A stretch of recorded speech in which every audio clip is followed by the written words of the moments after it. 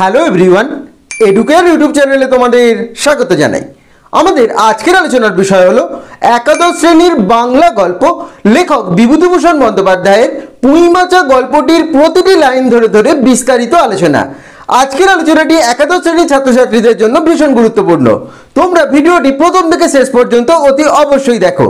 তোমরা এখনো হাতে টেক্সট বুক পাওনি, তাই আমি এই যে আলোচনাটি তোমাদের করে দিচ্ছি প্রতিটি লাইন ধরে ধরে, এটি সম্পূর্ণরূপে তোমরা শোনো, তাহলে কিন্তু এই আলোচনা থেকেই তোমাদের সমস্ত পাঠটি প্রস্তুত হয়ে যাবে। এবং তোমরা খুব ভালো করে জানো যে সেমিস্টার 1-এ তোমাদের এমসিকিউ টাইপ কোয়েশ্চেন হবে, অর্থাৎ এমসিকিউ টাইপ কোয়েশ্চেন মানেই বইটি তোমাদের খুঁটিয়ে পড়তে হবে। তাই এই সমস্ত গল্পটি আমি প্রতিটি লাইন ধরে ধরে তোমাদের বলে দিচ্ছি, তোমরা কিন্তু মনোযোগ সহকারে শোনো, তাহলে এই আলোচনা থেকেই সমস্ত গল্পটি তোমাদের প্রস্তুত হয়ে যাবে এবং পরীক্ষায় গল্পটি থেকে যে প্রশ্নই আসুক তোমরা তার উত্তর লিখতে পারবে। ভিডিওটি একটু বড় হবে, কিন্তু তাও তোমাদের বলবো কোথাও স্কিপ করবে না, সম্পূর্ণ ভিডিওটি প্রথম থেকে শেষ পর্যন্ত দেখো। তবে আলোচনার আগে প্রথমে আমরা জেনে নেব এই গল্পটির মূল উৎস কি, অর্থাৎ গল্পটি কোথা থেকে নেওয়া হয়েছে। তোমাদের পাঠ্য পুঁইমাচা গল্পটি একটি গ্রাম্য কিশোরীর জীবন ধারণের গল্প।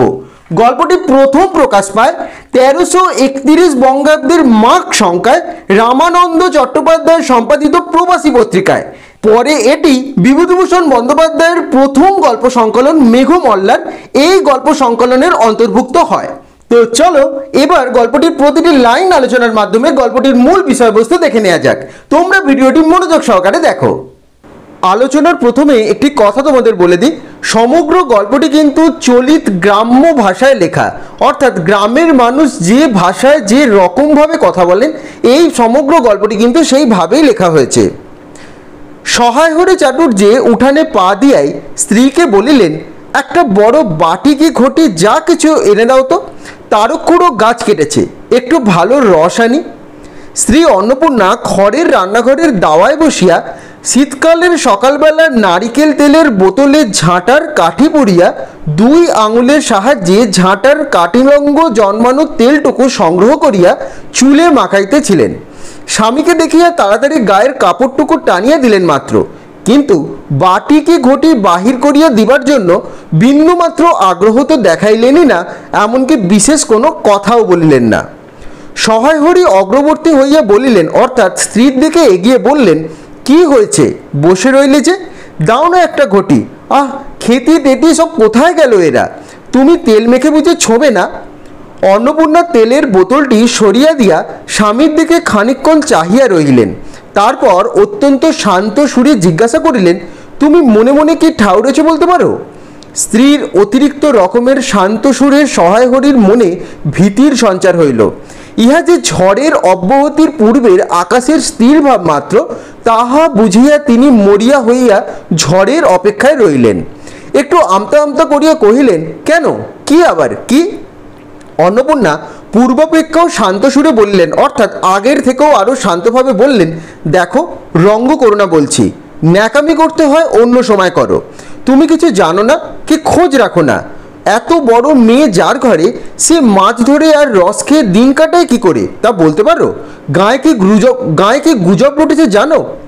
সহায় হরি আশ্চর্য হইয়া জিজ্ঞাসা করিলেন, কেন, কি গুজব? কি গুজব জিজ্ঞাসা করো গিয়া চৌধুরীদের বাড়ি। কেবল বাগদি দুলেপাড়ায় ঘুরে ঘুরে জন্ম কাটালে ভদ্রলোকের গায়ে বাস করা যায় না, সমাজে থাকতে হলে সেই রকম মেনে চলতে হয়। সহায় হরি বিস্মিত হইয়া কি বলিতে যাইতেছিলেন, অন্নপূর্ণা পূর্ববৎ সুরেই পুনর্বার বলিয়া উঠলেন, এক ঘরে করবে গো, তোমাকে এক ঘরে করবে। কাল চৌধুরীদের চণ্ডী মণ্ডপে এসব কথা হয়েছে, আমাদের হাতে ছোঁয়া জল আর কেউ খাবে না। আশীর্বাদ হয়ে মেয়ের বিয়ে দিলে না, ও কি উৎসর্গ করা মেয়ে, গায়ের কোনো কাজে তোমাদের আর ডাকবে না। যাও, ভালোই হয়েছে তোমার, এখন গিয়ে দুলে বাড়ি বাগদি বাড়ি গিয়ে উঠে বসে কাটাও। সহায় হরি তাচ্ছিল্যের ভাব প্রকাশ করিয়া বলিলেন, এই আমি বলি না জানি কি ব্যাপার, এক ঘরে, সবাই এক ঘরে করেছেন, এবার বাকি আছেন কালীময় ঠাকুর। ওফ! অন্নপূর্ণা তেলে বেগুনে জ্বলিয়া উঠিলেন, কেন, তোমাকে এক ঘরে করতে বেশি কিছু লাগে নাকি? তুমি কি সমাজের মাথা, না একজন মাতব্বর লোক? চাল নেই, চুলো নেই, এক করার মুরদ নেই, চৌধুরীরা তোমাকে এক ঘরে করবে না তো কি কঠিন কাজ কথা? আর সত্যিই তো। এদিকে ধাড়ি মেয়ে হয়ে উঠল, হঠাৎ স্তব নামাইয়া বলিলেন, হলো যে 15 বছরের, বাইরে কমিয়ে বলে বেড়ালে কি হবে, লোকের চোখ নেই। পুনরায় গলা উঠিয়া বললেন, না বিয়ে দেবার না কিছু, আমি যে কি করে পাত্র পাবো তা ঠিক করতে। সশরীরে যতক্ষণ স্ত্রীর সম্মুখে বর্তমান রাখিবেন, স্ত্রীর গলার সুর ততক্ষণ কমিবার কোনো সম্ভাষণা না বুঝিয়া সহায় হরি দাওয়া হইতে তাড়াতাড়ি কাঁসার বাটি উঠাইয়া লইয়া খিড়কি দুয়ার লক্ষ্য করিয়া যাত্রা করিলেন। কিন্তু খিড়কি দুয়ারের একটু এদিকে আসিয়া দেখিলেন এবং হঠাৎ থামিয়া গেলেন এবং আনন্দপূর্ণ স্বরে বলিয়া উঠিলেন, এসব কি রে খেন্তিমা, এসব কোথা থেকে আনলি? ও এই যে। 14-15 বছরের একটি মেয়ে আর দুটি ছোট ছোট মেয়ে পিছনে লইয়া বাড়ি ঢুকলো। তাহার হাতে এক বোঝা পুঁই শাক, ডাঁটাগুলি মোটা ও হলদে। হলদে চেহারা দেখে মনে হয় কাহারা পাকা পুঁই গাছ উবড়াইয়া ফেলাইয়া উঠোনের জঙ্গলে তুলিয়া দিতেছিল। মেয়েটি তাহাদের উঠানের জঞ্জাল প্রাণ পোলে তুলিয়া আনিয়াছে। ছোট মেয়ে দুটির মধ্যে একজনের হাত খালি, অপরটির হাতে গোটা 2-3 পাকা পুঁই পাতা জড়ানো কোনো দ্রব্য। বড় মেয়েটি খুব লম্বা, গোলগাল চেহারা, মাথার চুলগুলো কৃষ্ণ এবং অগোছালো, বাতাসে উড়াইতেছে, মুখখানা খুব বড়, চোখ দুটো ডাগর ডাগর এবং শান্ত, মানে বড় বড় চোখ। সরু সরু কাঁচের চুড়িগুলো 2 পয়সা ডজনের একটি সেফটি পিন দিয়া একত্র করিয়া আটকানো। পিনটির বয়স খুঁজিতে যাইলে প্রাগৈতিহাসিক যুগে গিয়া পড়তে হয়, মানে অনেক পুরনো। এই বড় মেয়েটির নামই বোধহয় খেন্তি, কারণ সে তাড়াতাড়ি পিছন ফিরিয়া তাহার পশ্চাৎ বিবর্তনের হাত দিয়ে পুঁই পাতা জড়ানো দ্রব্যটি লইয়া মিলিয়া ধরিয়া বলল, অর্থাৎ হাতটি পিছনে ছিল, সেটি সামনে দিয়ে এগিয়ে আনলো এবং পুঁই পাতা দিয়ে জড়ানো হাতটি সেটি বলল, চিংড়ি মাছ বাবা, গয়াবুড়ির কাছ থেকে রাস্তায় নিলাম, দিতে চায় না, বলে তোমার বাবার কাছে আর দিনকার দরুন 2 পয়সা বাকি আছে। আমি বললাম, দাও গয়া পিসি, আমার বাবা কি তোমার 2 পয়সা নিয়ে পালিয়ে যাবে? আর এই পুঁই শাকগুলো ঘাটের ধারে রায় কাকা দিয়ে বললে, নিয়ে যা, কেমন মোটা মোটা। অন্নপূর্ণার দাওয়া হইতে অত্যন্ত ঝাঁঝের সহিত চিৎকার করিয়া উঠিলেন, নিয়ে যা, আহ কি অমর্তই না তোমাকে দিয়েছে ওরা, পাকা পুঁইডাটা কাঠ হয়ে গিয়েছে, 2 দিন পরে ফেলে দিত, নিয়ে যা। আর উনি আমাদের আগাছা উঠিয়ে নিয়ে এসেছেন, ভালোই হয়েছে, তোদের আর নিজেদের কষ্ট করে কাটাতে হলো না। যত পাথুরে বোকা সব মরতে আসে আমার ঘাড়ে, ধাড়ি মেয়ে, বলে দিয়েছি না তোমায় বাড়ির বাইরে কোথাও পা দিও না। লজ্জা করে না এপাড়া ওপাড়া করে ঘুরে বেড়াতে? বিয়ে হলে যে 4 ছেলের মা হতে, খাওয়ার নামে আর কোনো জ্ঞান থাকে না? না, কোথায় শাক, কোথায় বেগুন, কোথায় বেড়াচ্ছেন, কোথায় রস, কোথায় ছাই, কোথায় পাঁস, ফেল বলছি, সব ফেল। মেয়েটি শান্ত অথচ ভয় মিশ্রিত দৃষ্টিতে মার দিকে চাহিয়া হাতের বাঁধন হালকা করিয়া দিল। পুঁই শাকের বোঝা মাটিতে পড়িয়া গেল। অন্নপূর্ণা বকিয়া চলিলেন, যা তো রাধি, এই আপদগুলোকে টেনে খিড়কির পুকুরের ধারে গিয়ে ফেলে দিয়ে আয় তো, ফের যদি বাড়ির বাইরে বেরোতে দেখেছি ঠ্যাং খোঁড়া করে দেব। বোঝা মাটিতে পড়িয়া গিয়েছিল। ছোট মেয়েটি কলের পুতুলের মতো সেগুলি তুলিয়া লইয়া খিড়কির অভিমুখে চলিল, কিন্তু ছোট মেয়ে এত বড় বোঝা আঁকড়াতে পারল না। অনেকগুলো ডাঁটা এদিক ওদিক ঝুলিতে ঝুলিতে চলিল। সহায় হরির ছেলেমেয়েরা তাহাদের মাকে অত্যন্ত ভয় করিত। সহায় হরি আমতা আমতা করিয়া বলিতে গেলেন, তা এনেছে ছেলে মানুষ খাবে বলে, তুমি আমার বরং। পুঁই শাকের বোঝা লইয়া যাইতে যাইতে ছোট মেয়েটি ফিরিয়া দাঁড়িয়া মায়ের মুখের দিকে চাইল। অন্নপূর্ণা তাহার দিকে চাহিয়া বললেন, না না, নিয়ে যা, খেতে হবে না। মেয়ে মানুষের আবার অত নোলা কিসের? এক পাড়া থেকে আরেক পাড়ায় নিয়ে গিয়ে এসব পাকা পুঁই শাক ভিক্ষে করে? যা যা, তুই যা, দূর করে বনে দিয়ে আয়। সহায় হরির বড় মেয়ের মুখের দিকে চাহিয়া দেখিলেন তাহার চোখ দুটো জলে ভরিয়া আসিয়াছে। তাহার মনে বড় কষ্ট হইল, কিন্তু মেয়ের যতই স্বাদের জিনিস হোক, পুঁই শাকের পক্ষাবলম্বন করিয়ে দুপুরবেলা স্ত্রীকে চটাইতে তিনি আদৌ সাহসী হইলেন না। নিঃশব্দে খিড়কি দৌড় দিয়া তাহা নিয়ে গেলেন। বসায় রাধিয়া রাধিয়া বড় মেয়ের মুখের কাতর দৃষ্টি স্মরণে পড়িবার সঙ্গে সঙ্গে অন্নপূর্ণার মনে পড়িল, গত অরন্ধনের পূর্বদিন বাড়িতে পুঁই শাক রান্নার সময় খেন্তি আবদার করিয়া বলিয়াছিল, মা, অর্ধেকগুলো কিন্তু একা আমার, অর্ধেক সব মিলে তোমাদের। মানে সে পুঁই শাক খেতে খুবই ভালোবাসত। বাড়িতে কেউ ছিল না, তিনি নিজে গিয়া উঠানের ওই খিড়কি দোরের আশেপাশে যে ডাঁটাগুলি পড়িয়াছিল সেগুলি কুড়িয়া লইয়া আসিলেন। বাকিগুলো কুড়ানো যায় না, ডোবার দ্বারে ছাইয়ের গাদায় ফেলিয়া দিয়েছে। কুচো চিংড়ি দিয়া এইরূপ চুপি চুপি পুঁই শাকের তরকারি রাঁধিলেন। দুপুরবেলা খেন্তি পাতে পুঁই শাকের চচ্চড়ি দেখিয়া বিস্ময় এবং আনন্দপূর্ণ ডাগর চোখে মায়ের দিকে ভয়ে ভয়ে চাহিল। 2-1 এদিক ওদিক ঘুরিয়া আসিয়াই অন্নপূর্ণা দেখিলেন উক্ত পুঁই শাকের একটুকুও আর তাহার পাতে পড়িয়া নেই। পুঁই শাকের ওপর তাহার এই মেয়েটির কিরূপ লোভ তাহা তিনি জানিতেন। জিজ্ঞাসা করিলেন, কি রে খেন্তি, আর একটু চচ্চড়ি দে। খেন্তি তৎক্ষণাৎ ঘাট নাড়িয়া এক আনন্দসূচক প্রস্তাব সমর্থন করিল, মানে মাকে সে হ্যাঁ বলল। কি ভাবিয়া অন্নপূর্ণার চোখ দুটি জলে ভরিয়া গেল। চাপিতে গিয়া তিনি চোখ উঁচু করিয়া চালের বাতায় গোঁজার ডাঁটা হইতে শুকনো লঙ্কা পাড়িতে লাগিলেন। কালীময়ের চণ্ডীমণ্ডপে সেদিন বৈকালবেলা সহায় হরির ডাক পড়ল। সংক্ষিপ্ত ভূমিকা ফাঁদিবার পর কালীময় উত্তেজিত হয়ে বললেন, সেসব দিন কি আর পড়ে আছে ভায়া? এই ধরো কেষ্ট মুখুর্জে, স্বভাব নইলে পাত্র দেবে না, স্বভাব নইলে পাত্র দেবে না, কি করে কাণ্ডটাই করলে। অবশেষে কিনা হরির ছেলেটাকে ধরে পড়ে মেয়ের বিয়ে দেয়, তবে রক্ষে তারা কি স্বভাব? রাম বলো, 6-7 পুরুষভঙ্গ 50 স্ত্রীয়। পরে শোন নরম করিয়া বললেন, তার সমাজে যেসব শাসনের দিন কি আর আছে? দিন দিন চলে যাচ্ছে, বেশি দূরে না যাই কেন? এই যে তোমার মেয়েটি 13 বছরের। সহায় হরি বাধা দিয়া বললেন, এই শ্রাবণে 13। আহা, 13 আর 16 তফাৎ কিসের শুনি? 13 আর 16 তফাৎটা কিসের? আর এই 13ই হোক বা 16ই হোক, চাই 50ই হোক, তাতে আমাদের দরকার নেই, সে তোমার হিসেব তোমার কাছে। কিন্তু পাত্রর আশীর্বাদ হয়ে গেল, তুমি বেঁকে বসলে কি জন্য শুনি? ও তো এরকম উৎসুক করা মেয়ে, আশীর্বাদ হওয়ায় যা বিয়েতা, 7 পাকে আর বাকি কি? এই তো সমাজে বসে এই সব কাজগুলো তুমি যে করবে আর আমরা বসে বসে দেখব, তা তুমি ভেবো না। সমাজের বামুনদের যদি জাতে মারার ইচ্ছা না থাকে, মেয়ের বিয়ের বন্দোবস্ত করে ফেলো। পাত্র রাজপুত্র না হলে পাত্র মেলে না। গরিব মানুষ দিতে পুঁতে পারবে না, তা বলে শ্রীমন্ত মজুমদারের ছেলেকে ঠিক করে দিলাম, লেখাপড়া নাই বা জানলো, জজ ম্যাজিস্ট্রেট না হলে কি মানুষ না? দিব্যি বাড়ি বাগান পুকুর, শুনলাম এবার নাকি 20 জমিতে 4টি আমন ধান চাষ করেছে, ব্যাস রাজার হাল। 2 ভাইয়ের অভাব কি? ইতিহাসটা হইতেছে যে, মানে এই যে বিয়েটাও দেয়নি তার কারণটা এবার বলা হচ্ছে। ইতিহাসটা হইতেছে যে মণিগাঁয়ের উক্ত মজুমদার মহাশয়ের পুত্রটি কালীময় ঠিক করিয়া দেন। কেন কালীময় মাথা ব্যথা করিয়া সহায় হরির মেয়ের বিয়ের সম্বন্ধ মজুমদার মহাশয়ের ছেলের সঙ্গে ঠিক করিতে গেলেন, তাহার কারণ নির্দেশ করিয়া যাইয়া কেউ কেউ বললেন যে কালীময় নাকি মজুমদার মহাশয়ের কাছে অনেক টাকা ধারেন, অনেক দিন সুদ পর্যন্ত বাকি, শীঘ্র নালিশ হইবে ইত্যাদি। এই গুজব যে শুধু অবান্তর তাই নয়, ইহার কোনো ভিত্তি আছে বলিয়াও মনে হয় না, ইহা দুষ্টু পক্ষের রটনা মাত্র। যাই হোক, পাত্রপক্ষ আশীর্বাদ করিয়া যাওয়ার দিন কতক পর সহায় হরি টের পান পাত্রটি কয়েক মাস পূর্বে নিজের গ্রামে কি যেন করিবার ফলে গ্রামের এক কুম্ভকার বধূর আত্মীয় স্বজনের হাতে বেদম প্রহার খাইয়া, মানে খুব মার খেয়েছে, কিছুদিন নাকি শয্যাগত ছিল। এই রকম পাত্রে মেয়ে বিয়ে দেবার মনোপ্রত না হওয়ায় সহায় হরি সেই সম্বন্ধ ভাঙিয়া দেন। দিন 2 পরের কথা, সকালে উঠিয়া সহায় হরি উঠানে বাতাবি লেবু গাছের ফাঁক দিয়া যেটুকু নিতান্ত কচি রাঙা রৌদ্র আসিয়াছিল, তাহার আতপে বসিয়া আপন মনে তামাক টানছিলেন। বড় মেয়ে খেন্তি আসিয়া চুপি চুপি বলল, বাবা যাবে না, মা ঘাটে গেল। সহায় হরি একবার বাড়ির পাশে ঘাটের পাশের দিকে কি জানি কেন চাহিয়া দেখিলেন, পরে নিম্নস্বরে বললেন, যা শিগগিরি শাবলখানা নিয়ে আয় দেখি। কথা শেষ করিয়া তিনি উৎকণ্ঠার সহিত জোরে জোরে তামাক টানতে লাগলেন। পুনরায় একবার কি জানি কি খিড়কির দিকে সতর্ক দৃষ্টি নিক্ষেপ করলেন। ইতিমধ্যে প্রকাণ্ড ভারী একটা লোহার শাবল 2 হাত দিয়ে আঁকড়িয়া ধরিয়া খেন্তি সঙ্গে এলো। তৎপরে পিতা পুত্রীদের সন্তর্পণের সম্মুখের দরজা দিয়ে বাহির হয়ে গেল। ইহাদের ভাব দেখিয়া মনে হইতেছিল ইহারা কাহদের ঘরে শীত কাটাইবার উদ্দেশ্যে চলিয়াছে।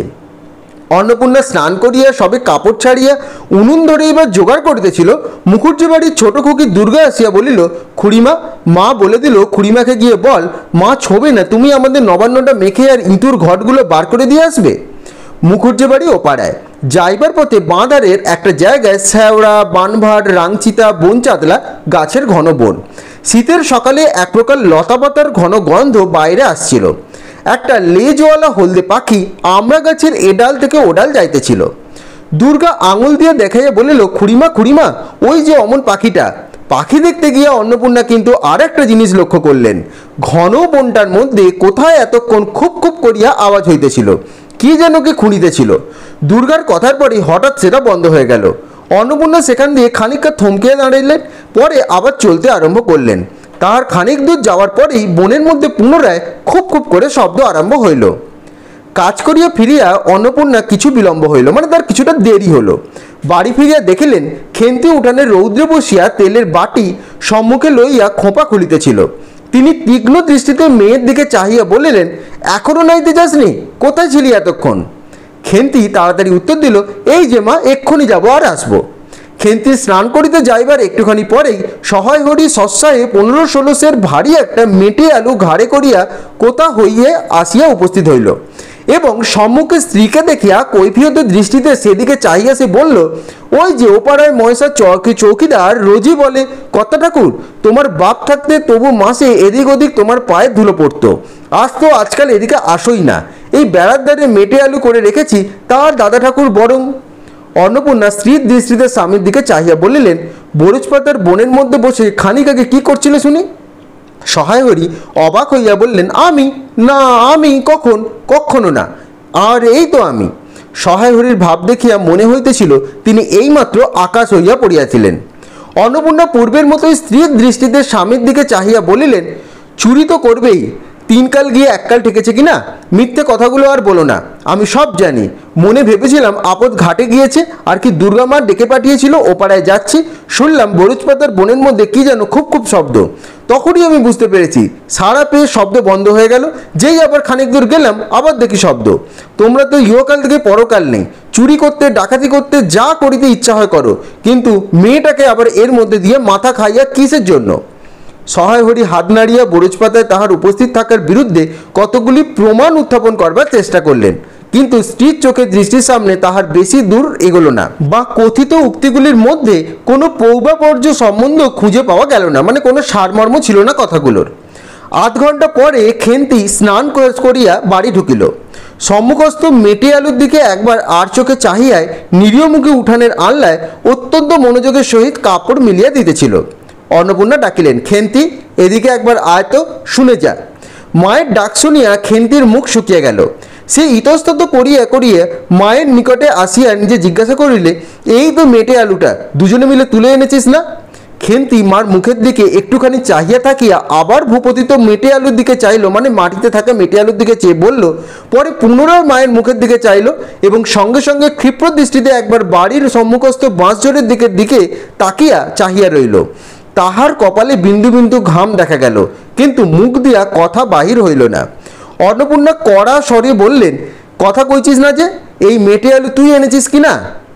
খেন্তি বিপন্ন চোখে মায়ের মুখের দিকে চাহিয়া বলল, উত্তর দিল, হ্যাঁ।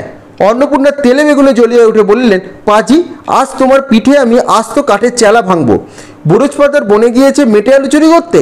সমাত্র মেয়ে, বিয়ের যোগ্যী হয়েছে কোন কালে? সেই এক গলা বিজন বন, তার মধ্যে দিন দুপুরে বাঘ লুকিয়ে থাকে, তার মধ্যে থেকে পরের আলু নিয়ে তুলে আনে। এই গোসাইরা চৌকিদার ডেকে তোমায় ধরিয়ে দিলে, তোমার কোন শ্বশুর এসে তোমায় বাঁচাতো? আমার জোটো খাবার জুটবে, না জোটে না খাবো বলে পরের জিনিসে হাত দেবো? এই মেয়ে আমি নিয়ে কি করব? 2-3 দিন পরে একদিন বৈকালে ধুলো মাটি মাখা হাতে খেন্তি মাখে আসে বলিল, মা দেখো এসে। অন্নপূর্ণা গিয়ে দেখিলেন ভাঙা পাঁচিলের ধারে যে ছোট খোলা জমিতে কতগুলো পাথরকুচি এবং কন্টিকারির জঙ্গল হইয়াছিল, মানে কাঁটার জঙ্গল। খেন্তি ছোট বোনকে লইয়া সেখানে মহা উৎসাহে তরকারির আওলাদ করিবার প্রয়োজন মিটিয়াছে এবং ভবিষ্যৎ সম্ভাবী নানাবিধ কাল্পনিক ফলমূলের অগ্রদূত স্বরূপ বর্তমানে কেবল একটিমাত্র শীর্ণকায় পুঁই শাকের চারা কাপড়ের ফালির গ্রন্থিবদ্ধ করিয়া ফাঁসিয়া লইয়া আসামের মতো ঊর্ধ্বমুখে একখণ্ড শুষ্ক কঞ্চির গায়ে ঝুলিয়া রইয়াছে। ফলমূলাদির অবশিষ্টাংশগুলি আপাতত তার বড় মেয়ের মস্তিষ্কের মধ্যে অবস্থিত করিতেছে, দিনের আলোয় এখন বাহির হয় নাই। অন্নপূর্ণা হাসিয়ে বললেন, দূর পাগলি, এই পুঁই ডাঁটার চারা পোতে এখন বর্ষাকালে পুঁততে হয়, এখন যে জল নামবে মরে যাবে। খেন্তি বলল, কেন, আমি রোজ জল ঢালবো। অন্নপূর্ণা বললেন, দেখ, হয়তো মিশে যেতে পারে, আজকাল রাতে খুব শিশির হয়, খুব শীত পড়িয়াছে। সকালে উঠিয়া সহায়হরি দেখিলেন তাহার 2 ছোট মেয়ের দোলায় গা বাঁধিয়া রোদে উঠিবার প্রত্যাশা করতেছিল কাঁঠাল তলায় দাঁড়িয়ে আছে। একটা ভাঙা ঝুড়ি করিয়া খেন্তি শীতে কাঁপিতে কাঁপিতে মুখুজ্জের বাড়ি হইতে গোবর কুড়িয়া আনিল। সহায়হরি বললেন, হ্যাঁ মা খেন্তি, এই সকালে উঠে জামাটা গায়ে দিতে তোর কি হয়? দেখ দেখি এই শীত। আচ্ছা দিচ্ছি বাবা। কই শীত তেমন তো? হ্যাঁ দে মা, এক্ষুনি দে, অসুখ বিসুখ 5 রকম হইতে পারে বুঝলি। সহায়হরি বাইর হইয়া গেলেন। ভাবিতে ভাবিতে গেলেন, তিনি কি অনেক দিন মেয়ের মুখে ভালো করিয়া চাহেন নাই? খেন্তির মুখ যেন সুশ্রী হইয়া উঠিয়াছে। জামার ইতিহাস নিম্নলিখিত রূপ। বহু বৎসর অতীত হইল। হরিপুরের রাসের মেলা হইতে সহায়হরি কালো সার্জের একটা 2.5 টাকা মূল্যের জামাটি ক্রয় করিয়া আনেন। ছিঁড়িয়া যাইবার পর তাহাতে কতবার রিপু ইত্যাদি করিয়া লইয়াছিলেন। সম্প্রতি গত বৎসর হইতে খেন্তির স্বাস্থ্যোন্নতি হওয়ার দরুন জামাটি তাহার গায়ে হয় না। সংসারের এইসব খোঁজ সহায়রই রাখতেন না। জামার বর্তমান অবস্থাও অন্নপূর্ণার জানা ছিল না। খেন্তির নিজস্ব ভাব টিনের তোরঙ্গের মধ্যেই তাহা থাকত। মানে তাদের যে কতটা অভাব ছিল সেই কথাই বলা হয়েছে। পৌষ সংক্রান্তি। সন্ধেবেলা অন্নপূর্ণা একটি কাঁচিতে চালের গুঁড়ো, ময়দা, গুড় ইত্যাদি দিয়া চটকাইতেছিলেন। একটা ছোট বাটিতে এক বাটি তেল, খেন্তি কুড়ুনির নিচে একটা কলার পাত পাড়িয়া এক থাল নারকেল কুড়িতেছিল। অন্নপূর্ণা প্রথমে খেন্তির সাহায্য লইয়া স্বীকৃতি হন নাই, কারণ সেখানে যে বসে বনে বাদার ঘুরিয়া ফেরে তাহার কাপড় চোপড় স্বাস্থ্যসম্মত এবং সূচি না, মানে তার কাপড় চোপড় অপরিষ্কার। অবশেষে খেন্তি নিতান্ত ধরিয়া পাড়ায় হাত ধুইয়া এবং শুদ্ধ কাপড় পরিয়া তাহার বর্তমান পদে নিযুক্ত হইয়াছিলেন। ময়দার গোলা মাখা শেষ হইলে অন্নপূর্ণা উনানে খোলা চাপাইতে যাইতেছিলেন। ছোট মেয়ে রাধি হঠাৎ ডান হাতখানা পাতিয়া বললেন, মা ওই একটু। অন্নপূর্ণা বড় গামলা হইতে একটু গোলা তুলিয়া লইয়া হাতের আঙুলের 5টি দ্বারা একটি বিশেষ মুদ্রা রচনা করিয়া সেইটুকু রাধির প্রসারিত হাতের দিকে দিলেন। মেজো মেয়ে পুঁটি অমনি বড় হাতটা কাপড়ে তাড়াতাড়ি মুছিয়া লইয়া মার সামনে পাতিয়া বললেন, মা আমায় একটু। খেন্তি সূচি বস্ত্রের নারিকেল কুড়িতে কুড়িতে লুব্ধ নেত্রের মধ্যে একটু একটু চাইতেছিল। এক সময় খাইতে চাওয়ায় মা পাছে বকে, তাই ভয়ে চুপ করে রইল, মানে সে চাইল না। অন্নপূর্ণা বললেন, দেখি নিয়ে আয় খেন্তি ওই নারকেলের মালাটা, ও তো তোর জন্য একটু রাখি। খেন্তি ক্ষিপ্র হস্তে নারকেলের ওপরের মালাখানি যাহাতে ফুটো নাই সেইটা সরিয়া দিল। অন্নপূর্ণা তাহাতে একটু বেশি করিয়া গোলা ঢালিয়া দিলেন। মেজো মেয়ে পুঁটি বললেন, জ্যাঠাইমারা অনেকখানি দুধ দিয়েছে, রাঙা দিদি ক্ষীর তৈরি করছিল, ওদের অনেক রকম হবে। খেন্তি মুখ তুলিয়া বলল, এবেলা আবার হবে নাকি? ওই বেলা ব্রাহ্মণ নেমন্তন্ন করেছিল সুরেশ কাকা আর ওপাড়ার তিনুর বাবাকে। ওবেলা তো পায়েস, ঝোলাপুলি, মৃগতন্তি এই সব হয়েছে। পুঁটি জিজ্ঞাসা করিল, হ্যাঁ মা, ক্ষীর নইলে নাকি পাটিসাপটা হয় না? খেদি বলছিল ক্ষীরের পুর না হলে নাকি পাটিসাপটা হয়। আমি বললাম, কেন? আমার মা তো শুধু নারকেলের ছাই দিয়েই করে, সে তো কেমন লাগে। অন্নপূর্ণা বেগুনের বোঁটায় একটুখানি তেল লইয়া তাহাতে খোলা মাখাইতে মাখাইতে প্রশ্নের সদুত্তর খুঁজতে লাগলেন। খেন্তি বলল, খেদির ওইসব কথা, খেদির মা তো ভারী পিঠে করে কিনা, ক্ষীরের পুর দিয়ে ঘিয়ে ভাজলেই কি পিঠে হয়? সেদিন জামাই এলে ওদের বাড়ি দেখতে গিয়েছিলাম কিনা, তাই খুড়িমা দুখানা পাটিসাপটা খেতে দিলেন। ও মা, কেমন একটা ধরা ধরা গন্ধ, আর পিঠেতে কখনো গন্ধ পাওয়া যায়? পাটিসাপটায় ক্ষীর দিলে ছাই হতে হয়। বেপরোয়াভাবে উপযুক্ত উক্তি শেষ করিয়া খেন্তি মার চোখের দিকে চাহিয়া জিজ্ঞাসা করলেন, মা নারকেলের কোড়া একটু নেব? অন্নপূর্ণা বললেন, নে, কিন্তু এখানে বসে খাস নে, মুখ থেকে পড়বে কিনা, যা ওই দিকে যা। খেন্তি নারকেলের মালায় এক থাবা তুলিয়া একটু দূরে গিয়া খাইতে লাগিল। মুখ দিয়ে যদি দর্পণ স্বরূপ হয় তবে খেন্তির মুখ দেখে আর সন্দেহের কোনো কারণ থাকতে পারে না যে অত্যন্ত মানসিক তৃপ্তি অনুভব সে করছে। ঘণ্টাখানেক পর অন্নপূর্ণা বললেন, ওরে তোরা সব এক টুকরো করে পাতা পেতে বস দেখি, গরম গরম দি। খেন্তি জল দেওয়া ভাত আছে ও বেলার, বার করে নিয়ে আয়। খেন্তির নিকট অন্নপূর্ণার এই প্রস্তাব যেন মনোপ্রুত হলো না, তাহা তার মুখ দেখিয়াই বোঝা গেল। পুটি বলল, মা বর্দি পিঠেই খাক, ভালোবাসে, ভাত বরং থাকুক, আমরা কাল সকালে খাবো। খান কয়েক খাইবার পর মেজো মেয়ে পুঁটি খাইতে চাইল না, সে নাকি অধিক মিষ্টি খাইতে পারে না। সকলের খাওয়া শেষ হয়ে গেলেও খেন্তি তখনও খাইতেছে। সে মুখ বুঝিয়া শান্তভাবে খায়, বড় একটা কথা কয় না। অন্নপূর্ণা দেখিলেন সেরকম করিয়াও 18-19 খানা খাইতেছে। জিজ্ঞাসা করিলেন, খেন্তি আর নিবি? খেন্তি খাইতে খাইতে শান্তভাবে সম্মতিসূচক ঘাড় নাড়ল, মানে সে আরও নেবে সেই মতো ঘাড় নাড়ল। অন্নপূর্ণা তাহাকে আরও খান কয়েক দিল। খেন্তির মুখ জুড়ে ঈষৎ উজ্জ্বল দেখালো, হাসি বড় চোখে মার দিকে চাহিয়া বলিল, বেশ খেতে হয়েছে মা, ওই যে তুমি কেমন ফেনিয়া নাও ওতেই কিন্তু। সে পুনরায় খাইতে লাগলো। অন্নপূর্ণা হাতা খুন্তি চুলি তুলিতে তুলিতে সস্নেহে তার শান্ত নিরীহ একটুখানি অধিক মাত্রায় ভোজনপটু মেয়ের দিকে চাহিয়া রইলেন। মনে মনে ভাবলেন, খেন্তি আমার যার ঘরে যাবে তার অনেক সুখ দেবে। এমন ভালো মানুষ, কাজকর্মে বকো, মারো, গাল দাও, টু শব্দটি নেই, উঁচু কথা যেন কেউ শোনেইনি তার। বৈশাখ মাসের প্রথমে সহায়হরির এক দূরসম্পর্কীয় আত্মীয়ের ঘটকালিতে খেন্তির বিবাহ হইয়া গেল।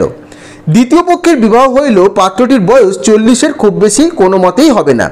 তবুও প্রথমে এখানে অন্নপূর্ণা আদৌ ইচ্ছুক ছিলেন না, কিন্তু পাত্রটি সঙ্গতিপূর্ণ। শহর অঞ্চলে বাড়ি, সিলেট, চুন, ইটের ব্যবসায় 2 পয়সা নাকি করিয়াছে, এমন পাত্র হঠাৎ মেলাও কিন্তু দুর্ঘটনা কিনা। জামাইয়ের বয়স একটু বেশি। প্রথমে অন্নপূর্ণা জামাইয়ের সম্মুখে বাইর হইতে একটু সংকোচ বোধ করছিল। পরে পাছে খেন্তির মনে কষ্ট হয়, তার জন্য বরণের সময় তিনি খেন্তির সুপুষ্ট হস্তখানি ধরিয়া জামাইয়ের হাতে তুলিয়া দিলেন। চোখের জলে তাহার গলা বন্ধ হইয়া আসিল, কিছু বলিতে পারলেন না। বাড়িতে বাহির হইয়া আমলকিতলায় বেহারারা সুবিধা করিয়া লইবার জন্য বরের পালকি একবার নামাইল। অন্নপূর্ণা চাহিয়া দেখিলেন বেড়ার ধারে নীল রঙের মুদি মুকুলের গুচ্ছগুলি যেখানে নত হয়ে আছে, খেন্তির কম দামের বালুচরের রাঙা চেলির আঁচলখানা পালকির বাহির হইয়া সেইখানে লুটিতেছিল।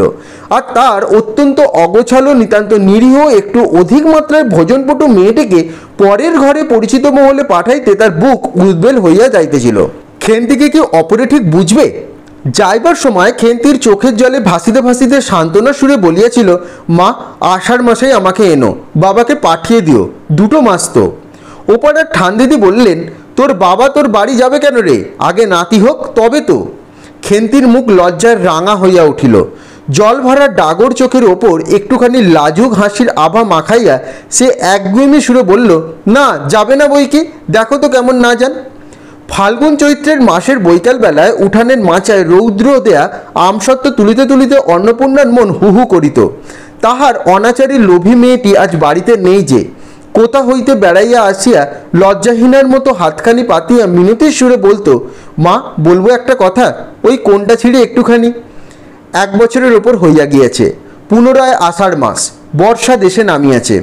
ঘরের দাওয়ায় বসিয়া সহায়হরি প্রতিবেশী বিষ্ণু সরকারের সহিত কথা বলিতেছিলেন। সহায়হরি তামাক সাজিতে সাজিতে বলিলেন, ও তুমি ধরে রাখো, ওরকম হবেই দাদা, আমাদের অবস্থার লোকেদের এর চেয়ে ভালো আর কি জুটবে। বিষ্ণু সরকার তালপাতার চাটাইয়ের ওপর উবু হইয়া বসিয়াছিলেন। দূর হইতে দেখিলেন, মনে হইবার কথা তিনি রুটি করিবার জন্য ময়দা চটকাইছেন। গলা পরিষ্কার করিয়া বললেন, না, সপ্তবার, তাছাড়া আমি দেব, নগদই দেব। আমার মেয়েটির হয়েছিল কি? সহায়হরি হুঁকোটাকে 5-6টি টান দিয়া কাশিতে কাশিতে বলিলেন, বসন্ত হয়েছিল শুনিলাম। ব্যাপার কি দাঁড়াইল বুঝলে? মেয়ে তো কিছুতে পাঠাতে চায় না। 250 আন্দাজ টাকা বাকি ছিল। বললে ও টাকা আগে দাও, তবে মেয়ে নিয়ে যাও। অর্থাৎ 250 টাকা পণ বাকি ছিল, সেই টাকা দিলে তবেই মেয়েকে বাড়ি আসতে দেবে। একেবারে চামার। তারপর বললাম, টাকাটা ভায়া ক্রমে ক্রমে দিচ্ছি। পুজোর তত্ত্ব কম করেও 30টে টাকার কম হবে না ভেবে দেখলাম কি না। মেয়ে নানান নিন্দে ওঠালে ছোট লোকের মেয়ের মতন চলে, হাওয়াতে ঘরের মতো খায়, আরও কত কি। পৌষ মাসে দেখতে গেলাম, মেয়েটাকে ফেলে থাকতে পারলাম না বুঝলে। সহায়হরি হঠাৎ কথা বন্ধ করিয়া জোরে মিনিট কতক ধরিয়া হুঁকোয় টান দিতে লাগিলেন। কিছুক্ষণ দুজনের মধ্যে কথা শোনা গেল না। অল্পক্ষণ পরে বিষ্ণু সরকার বলিলেন, তারপর? আমার স্ত্রী অত্যন্ত কান্নাকাটি করিতে করিতে পৌষ মাস দেখিতে গেলাম। মেয়েটার যে অবস্থা করেছে, শাশুড়িটা শুনিয়ে শুনিয়ে বলতে লাগিল, না জেনে শুনে ছোট লোকের সাথে কুটুম্বি করলে এমনই হয়, যেমন মেয়ে তেমনি বাপ। পৌষ মাসের দিনে মেয়ে দেখতে এলে শুধু হাতে। পরে বিষ্ণু সরকারের দিকে চাহিয়া বললেন, বলি আমরা ছোট লোক কি বড় লোক, তোমার তো সরকার খুঁড়ো জানতে বাকি নেই। বলি পরমেশ্বর চাটুর্যের নামে নীলকুঠির আমলে যে অঞ্চলে বাঘে গরুতে এক ঘাটে জল খেয়েছে, আজই না হয় আমি প্রাচীন। আভিজাত্যের গৌরব সহায়হরি শুষ্কস্বরে হাহা করিয়া খানিকটা শুষ্ক হাসি দিয়ে বললেন। বিষ্ণু সরকার সমর্থন সূচক একটা অস্পষ্ট শব্দ করিয়া বার কতক ঘাড় নাড়িলেন। তারপর ফাল্গুন মাসের মতোই বসন্ত হলো। তেমন চামার বসন্ত গায়ে বেরোতেই টালায় আমার এক দুঃসম্পর্কের বোন আছে, একেবারে কালীঘাটে পুজো দিতে এসে তার খোঁজ পাইয়াছিল। তাহারই ওখানে ফেলিয়া দিয়া গেল, আমায় না দিয়া একটা সংবাদ না কিছু। তারা আমার সংবাদ দেয়, তা আমি গিয়ে দেখতে পাওনি? না। এমনই চামার গয়নাগুলোর অসুখ অবস্থাতেই গা থেকে খুলে নিয়ে তবেই টালায় পাঠিয়েছে। যাক, তা চলো যাওয়া যাক, বেলা হলো। চার কি ঠিক করলে? পিঁপড়ের টোপে মুড়ির চার তো আর সুবিধা হবে না। তারপর কয়েক মাস কাটিয়া গিয়েছে। আজ আবার পৌষ পার্বণের দিন। এবার পৌষ মাসের শেষাশেষি এক শীত পড়িয়াছে যে এরূপ শীত তাহারা কখনো জ্ঞানে দেখেনি। সন্ধ্যার সময় রান্নাঘরের মধ্যে বসিয়া অন্নপূর্ণা সরু চাকলি পিঠের জন্য চালের গুঁড়ির গোলা তৈরি করছেন। পুঁটি আর রাধি উনুনের পাশে বসিয়া আগুন পোহাইছিল। রাধি বললেন, আর একটু জল দিতে হবে মা, অত ঘন করে ফেললে কেন? পুঁটি বলল, আচ্ছা মা, অত একটু নুন দিলে হয় নাকি? ও মা, দেখ মা, রাধির দোলায় কেন কেমন জ্বলছে, এক্ষুনি ধরে উঠবে। অন্নপূর্ণা বলিয়া উঠিলেন, সরে এসে বস মা, আগুনের ঘাড়ে গিয়ে না বসলে কি আগুন পোহানো যায় না? এইদিকে আয়। গোলা তৈয়ারি হইয়া গেল। খোলা আগুনে চড়াইয়া অন্নপূর্ণা গোলা ঢালিয়া মুচি দিয়া চাপিয়া ধরিলেন। দেখিতে দেখিতে মিঠে আঁচে পিঠে টোপরের মতো ফুলিয়া উঠল। পুঁটি বলিল, মা দাও, প্রথম পিঠেখানা কানাচে সাঁড়া ষষ্ঠীকে ফেলে দিয়ে আসি। অন্নপূর্ণা বললেন, একা যাস নে, রাধিকে নিয়ে যা। খুব জ্যোৎস্না উঠিয়াছিল। বাড়ির পিছনে সাঁড়া গাছের ঝোপের মাথায় তেলাকুচল লতায় থেলো থেলো সাদা ফুলের মধ্যে জ্যোৎস্না আটকিয়া রইয়াছে। পুঁটি ও রাধি খিড়কিদোর খুঁড়িতেই একটা শিয়াল শুকনো পাতায় খসখস শব্দ করিতে করিতে ঘন ঝোপের মধ্যে ছুটিয়া পালালো। পুঁটি পিঠেখানা জোর করিয়া ছড়িয়া ঝোপের মধ্যে ফেলে দিল। তাহার পর চারিধারের নিস্তব্ধ বাঁশবনের নিস্তব্ধতায় ভয় পাইয়া ছেলে মানুষ পিছু হটিয়া আসিয়া খিড়কি দরজার মধ্যে ঢুকিয়ে পড়ে তাড়াতাড়ি দ্বার বন্ধ করে দিল, মানে দরজা বন্ধ করে দিল। পুঁটি ও রাধি ফিরিয়া আসিয়া অন্নপূর্ণা জিজ্ঞাসা করলেন, দিলি? পুঁটি বললেন, হ্যাঁ মা, তুমি 8 বছর এখান দিয়ে নেবুর চারা তুলে এনেছিলে, সেখানে ফেলে দিলাম। তারপর রাত্রে অনেকক্ষণ কাটিয়া গেল। পিঠে গড়া প্রায় শেষ হইয়া আসিয়াছে। রাতও তখন খুব বেশি। জ্যোৎস্নার আলোয় বাড়ির পিছনের বনে অনেকক্ষণ ধরিয়া কাঠঠোকরা পাখি ঠক ঠকর করে শব্দ করছিল। তাহার কণ্ঠস্বরটাও যেমন তন্দ্রালু হইয়া পড়িয়াছিল, মানে যেন সীমিত হয়ে পড়েছিল। দুই বোনের খাইবার জন্য কলার পাতা চিরিতে চিরিতে পুঁটি অন্যমনস্কভাবে হঠাৎ বলে উঠল, দিদি বড় ভালোবাসত। তিনজন খানিকক্ষণ নির্বাক হইয়া বসে রইল। তাহার পর তাহাদের তিনজনের দৃষ্টি কেমন করিয়া আপনা আপনি উঠোনের এক কোণে আবদ্ধ হইয়া পড়িল। সেখানে বাড়ির সেই লোভী মেয়েটির লোভের স্মৃতি পাতায় পাতায় শিরায় শিরায় জড়িয়া তাহার কত স্বাদের নিজের হাতে পোতা পুঁই গাছটি মাচা জুড়িয়া বাড়িয়া উঠিয়াছে। বর্ষার জল কার্তিক মাসের শিশির লইয়া কচি কচি সবুজ ডগাগুলি মাচাতে সবে ধরে নাই, মাচা হইতে বাহির হইয়া দুলিয়াছে। সুস্পষ্ট নধর প্রবর্ধমান জীবনের লাবণ্যে ভরপুর। এইভাবে পুঁইমাচা গল্পের মাধ্যমে একটি গ্রাম্য কিশোরী মেয়ের সম্পূর্ণ জীবনবৃত্ত ফুটে উঠেছে। তো গল্পটির আলোচনার মাধ্যমে তোমরা সবটি বুঝতে পারলে। দরকার পড়লে প্রথম থেকে গল্পটি আরেকবার তোমরা শুনে নিও এবং কোনো সমস্যা হলে অবশ্যই কিন্তু আমাকে কমেন্ট করে জানিও। তো আশা করছি আজকের ভিডিওটি তোমাদের ভালো লেগেছে এবং আজকের ভিডিওর মাধ্যমে বিভূতিভূষণ বন্দ্যোপাধ্যায়ের পুঁইমাচা গল্পটির সমস্ত বিষয়বস্তু তোমরা বুঝতে পারলে। আমি প্রতিটি লাইন আলোচনার মাধ্যমে সমগ্র বিষয়বস্তুটি তোমাদের বুঝিয়ে দিলাম। তাও কোনো জায়গায় যদি তোমাদের বুঝতে অসুবিধা হয়ে থাকে বা তোমাদের কোনো কোয়েশ্চেন থেকে থাকে, অবশ্যই আমাকে কমেন্ট করে জানাবে, আমি সেই উত্তর তোমাদের যথাযথভাবে দিয়ে দেবো। এবং ভিডিওটি ভালো লেগে থাকলে অবশ্যই ভিডিওটি লাইক এবং শেয়ার করে দিও এবং চ্যানেলটি অবশ্যই তোমরা সাবস্ক্রাইব করে দিও। সকলে ভালো থেকো।